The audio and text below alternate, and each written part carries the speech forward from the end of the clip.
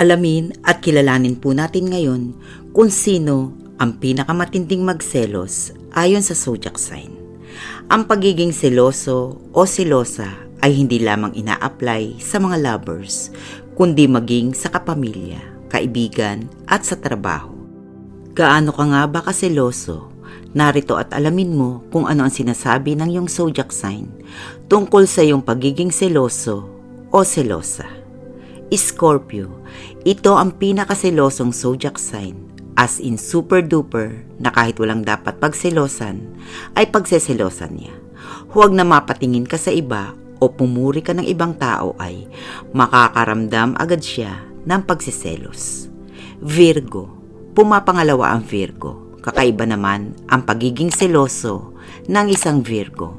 May pagka-weird dahil kahit hindi nag-e-exist ay makukuha niyang pagselosan, meaning gumagawa siya ng pagseselosan sa kanyang isip.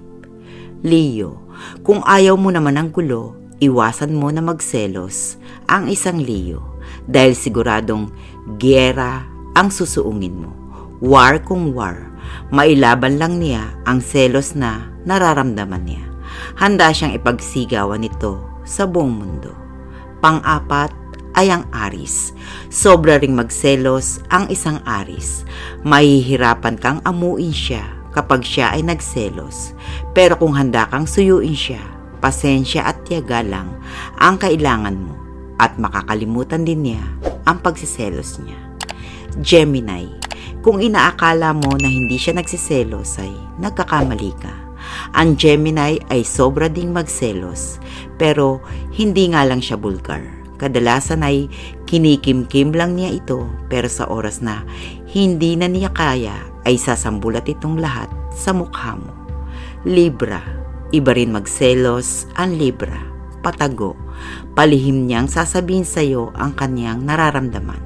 Mahinahon pero siguradong tatablan ka ng lahat ng kanyang sasabihin. Sisiguraduhin niya na hindi mo na ulit gagawin ang bagay na pinagseselosan niya. Capricorn, hindi siya yung tipo na kukonsintihin ang kanyang pagsiselos.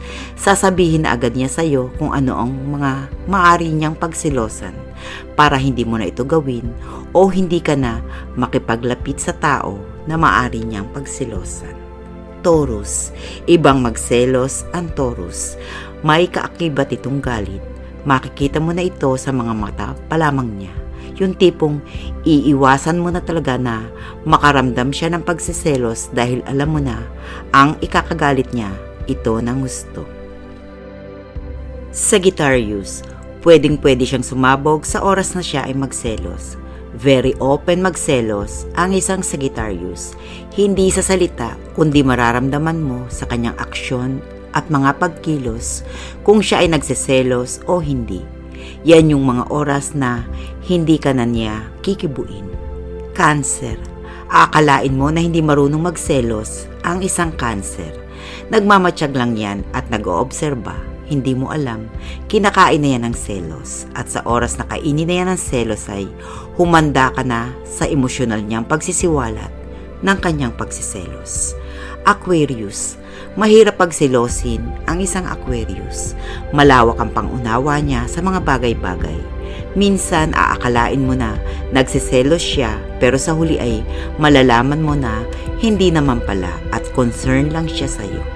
Pisces, ang Pisces naman ang pinaka hindi seloso sa lahat ng zodiac signs. Madali siyang kausap, alam niya ang kanyang lugar at posisyon sa isang relasyon. Kung tatangkain mo na sadya siyang pagselosin, huwag mo nang ituloy dahil mabibigo ka lang.